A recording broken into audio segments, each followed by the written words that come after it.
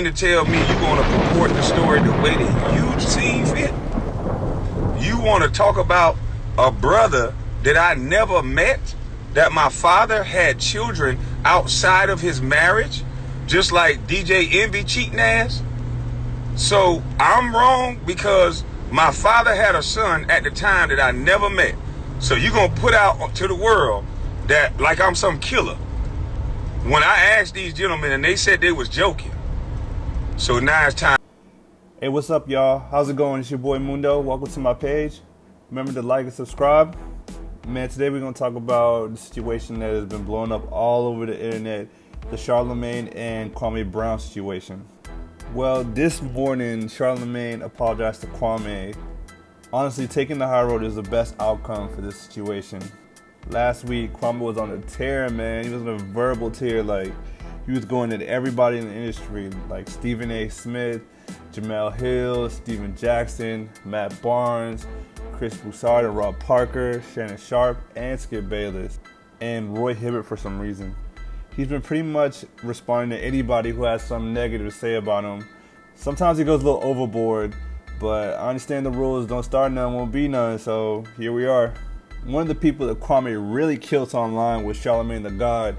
He's a Power 105 radio host, as well as host for the Brilliant Idiots, and he does a bunch of other things, working with podcasts with different people.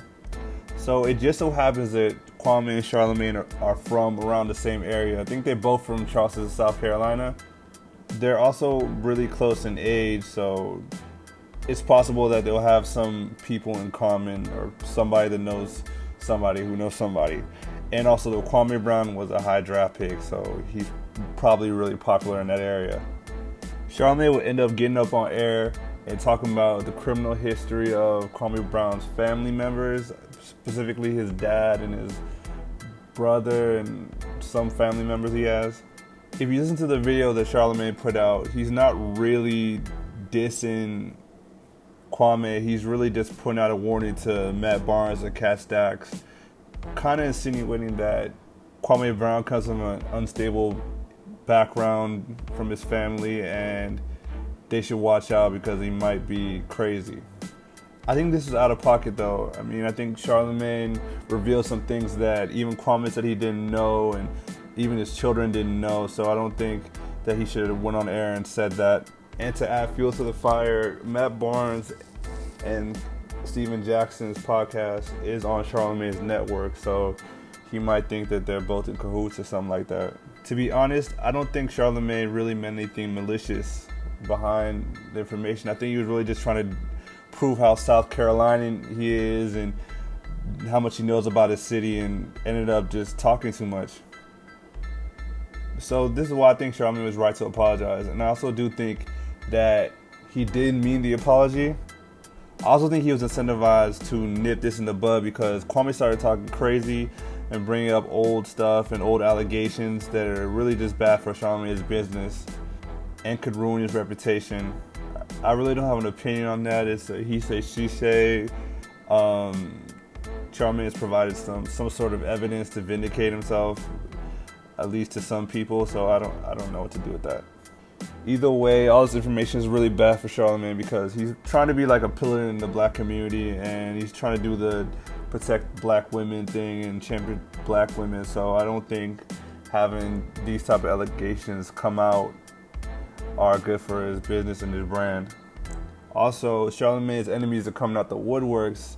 The other day, Fun Master Flex and Wendy Williams' ex-husband started going at him crazy and talking bad about Charlamagne and the allegations. Kwame's responded the way I thought he would, basically not accepting Charlamagne's apology, and it's okay, it is what it is. I mean, nobody should be a punching bag, and you don't have to accept anything, to be honest with you.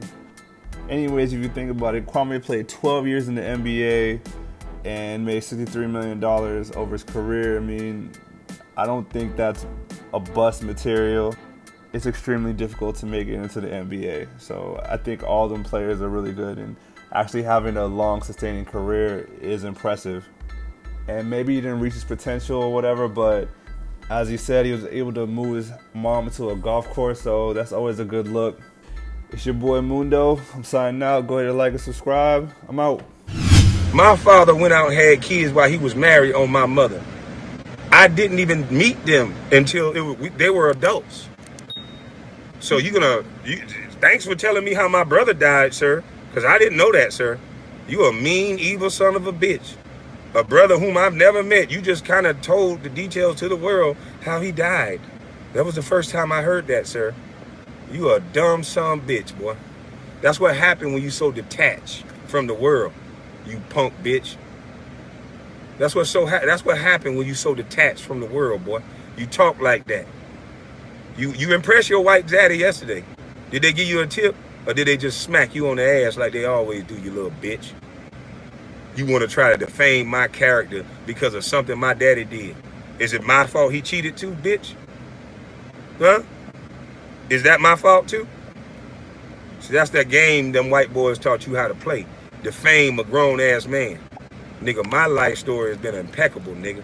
I went from a homeless shelter, because when my daddy did whatever he did, we went from having acreages and go-karts and big trucks and having things. Because the one thing you didn't say about my daddy, bitch, is that he was an independent motherfucking man, nigga.